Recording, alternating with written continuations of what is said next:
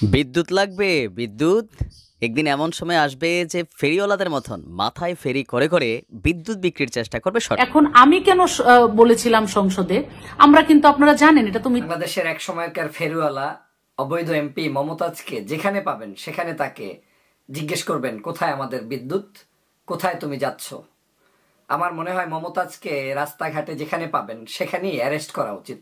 আসসালামু আলাইকুম সুপ্রিয় দর্শক বন্ধুরা, অবশেষে গ্রেফতার করা হচ্ছে বিদ্যুতের ফেরিওয়ালি মমতাজ বাবুকে। দর্শক বন্ধুরা, বাংলাদেশে গত কয়েকদিন ধরে বিদ্যুতের যে ভয়াবহ বিপর্যস্ত সৃষ্টি হয়েছে আর সেই সকল বিষয়কে কেন্দ্র করে সারা দেশে ব্যাপক অস্থিরতা সৃষ্টি হয়েছে।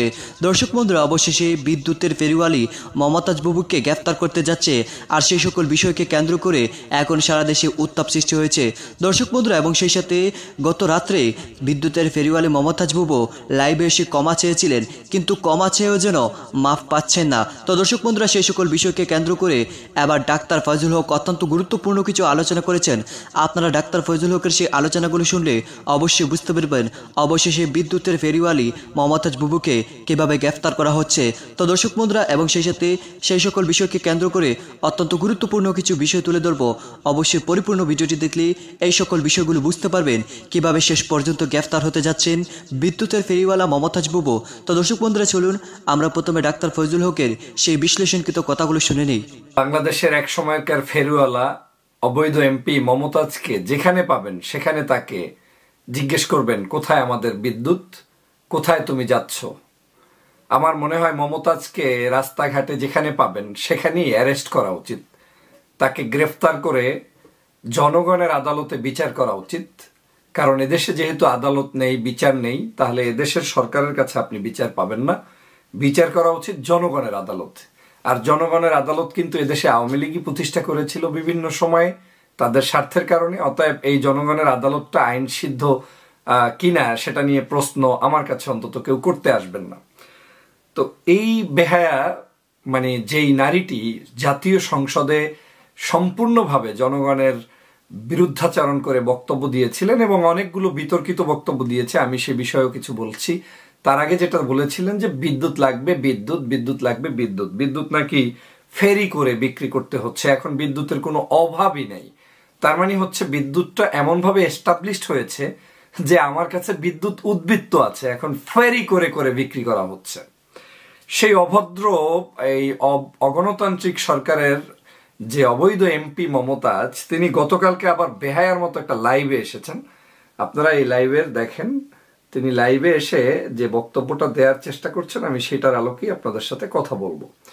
তিনি লাইভে এসেছেন, লাইভে এসে তিনি বলার চেষ্টা করেছেন যে আমি মহান জাতীয় সংসদে একটা বক্তব্য দিয়েছি। এই বক্তব্যটা মানে তিনি বলেছেন জাতীয় সংসদে বিদ্যুৎ নিয়ে আমার বক্তব্য কে সামাজিক যোগাযোগ মাধ্যমে মিথ্যা ও তথ্য ও অপপ্রচার করে গুজব ছড়ানো নিয়ে উনি লাইভে এসেছে। আমি যে বারবার বলি আওয়ামী লীগ নামক এই সংগঠনটা একটা আস্ত বেহায়া। আস্ত বেহায়ার নজির দেখেন, আস্ত বেহায়া কাকে বলে।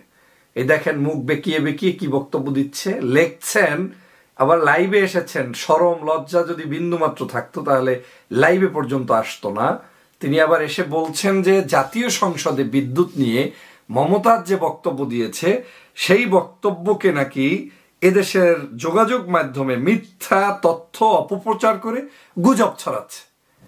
চিন্তা করেন, ও যে সংসদে বক্তব্য দিয়েছে এদেশের জনগণ দেখে নাই। এখানে গুজব কি আছে? তুমি বলো নাই যে ফেরি করে বিক্রি করা হচ্ছে, বিদ্যুতের কোনো ঘাটতি নেই, বিদ্যুতের কোনো সমস্যা নেই, বাংলাদেশ এখন সিঙ্গাপুর, বাংলাদেশ এখন অমুকপুর তমুকপুর, বাংলাদেশ থেকে মানুষ মানে শিক্ষা নিচ্ছে। তুমি সেখানে বলো নাই যে খালেদা জিয়া কি ভাষায় তাকে গালি দিয়েছ, তার বংশ পরিচয় পর্যন্ত তোমার মতো অভদ্র মানে বংশ পরিচয়হীন মানুষটা জানো না। মানে এই যে মিথ্যাচার সকাল সন্ধ্যা করছে, এখন আবার লাইভে এসে এই ধরনের বক্তব্য দেয়, কোন সাহসে, কোন চেতনায়, কোন প্রেরণায়? মূলত আওয়ামী লীগের অস্তিত্ববিহীন একটি দলের নাম আওয়ামী লীগ। এরা যখন যেখানে যে অবস্থায় যাকে তাকে যা ইচ্ছা তাই বলবে, যা ইচ্ছা তাই করবে, পরক্ষণেই তারা অস্বীকার করবে। আর এই অস্বীকারের রাজনীতিটা আওয়ামী লীগের শুরু থেকে আজ পর্যন্ত, মানে এরা কখনো নিজেদের যে একটা স্ট্যান্ডার্ড সেটা কখনো ধরে রাখতে পারে না। মনে আছে নিশ্চয়ই পররাষ্ট্রমন্ত্রী মোমেন সাহেব বিদেশে গিয়েছিলেন, কোথায়, ভারতে। শেখ হাসিনাকে সেখানে বলে এসেছিলেন যে আপনাকে মানে শেখ হাসিনাকে আজীবন রাষ্ট্র ক্ষমতায় রাখতে হবে। কেন? বাংলাদেশে নাকি মানে এই যে আমাদের সম্প্রীতি বন্ধন এটাকে রক্ষার জন্য ভারতকে রাখতে হবে। বাংলাদেশে এসে সেটা বক্তব্য দিয়েও গেলেন, কিন্তু যখন আমি কেন বলেছিলাম সংসদে, আমরা কিন্তু আপনারা জানেন এটা তো মিথ্যা কথা নয় যে বিদ্যুৎ যে হারে সরকার উৎপাদন করে ঘরে ঘরে যেভাবে বিদ্যুতের লাইন দিয়েছে, এটা কিন্তু সত্যিকার অর্থে এটা প্রশংসা কুড়িয়েছেন সরকার, এবং সেই প্রশংসাই আমি করেছি যে আমার নির্বাচনী এলাকায় আগে 30% মানুষের ঘরে বিদ্যুৎ ছিল, আমি এখানে দায়িত্ব নেওয়ার পরে 100% মানুষের ঘরে বিদ্যুৎ দিয়েছি।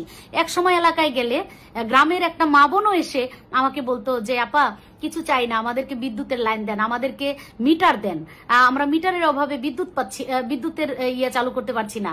এই যে একটা সংকট ছিল, সেই সংকট কিন্তু আমরা মোকাবেলা করেছি তখন, এবং সেগুলো মানুষের ঘরে ঘরে পৌঁছে দিয়েছি, এবং মানুষ তখন খুশি হয়েছে, এবং মানুষ অনেক দোয়া করেছে যে না, অনেক বছর যেটা হয় নাই স্বাধীনতার পরে, ঢাকার অনেক কাছে হওয়ার পরেও আমার নির্বাচনী এলাকায় এই সিংগাইর হরিরামপুরে যেই উন্নয়ন হয় নাই, যে কাজ আমরা পাই নাই, সেটা কিন্তু আমরা এই সরকারের সময় পেয়েছি।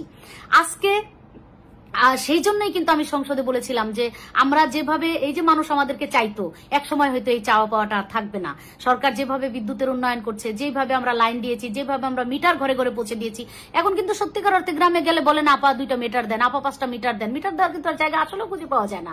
এটাই কিন্তু বাস্তব। আর সেই কথাটাই কিন্তু সংসদে বলা হয়েছিল, কিন্তু সেটাকে ভুল ব্যাখ্যা দিয়ে ভুল ভাবে উপস্থাপন করে অনেকেই অসাধু কিছু লোকজন তারা খামাখাই 2টা বাজে কথা ফেসবুক ইউটিউবে বলার চেষ্টা করছেন। আমি তাদের বিনীতভাবে বলবো যে আপনারা জ্ঞানী মানুষ, আপনারা যারা এই ধরনের ভুল ব্যাখ্যা দেন এবং বাজেভাবে এগুলাকে উত্থাপন করেন, আমি তাদেরকে বিনীতভাবে বলবো যে দেখেন আমার কথার সত্যতা আছে, আমি সঠিক সময়ে সঠিক কথাই বলেছিলাম। সাময়িক এই সমস্যা, এটা আমি কেউ কিন্তু জানতাম না, সেটা একটা সারা বিশ্বের এই পরিস্থিতির কারণে সেটার একটা অবস্থার মধ্যে আমরা পড়ে গেছি। আমরা যদি পার্শ্ববর্তী দেশ, আমরা জানতাম পাকিস্তানের আজকে এই অবস্থা হবে, আমরা জানতাম শতভাগ শিক্ষিত দেশ শ্রীলঙ্কা, সেই দেশের মতো মানুষের এমন করুণ অবস্থা হবে, আমরা কিন্তু জানতাম না। আমরা অনেক কিছুই জানি না। এই যে কথা বলছি, একটু পরে আমি যে কথাই বলতে পারবো না সেটাও কি আমি জানি? একটু পরে আমি রাস্তায় বের হলে আমার একটা দুর্ঘটনা ঘটতে পারে, সেটা কি আমি জানি?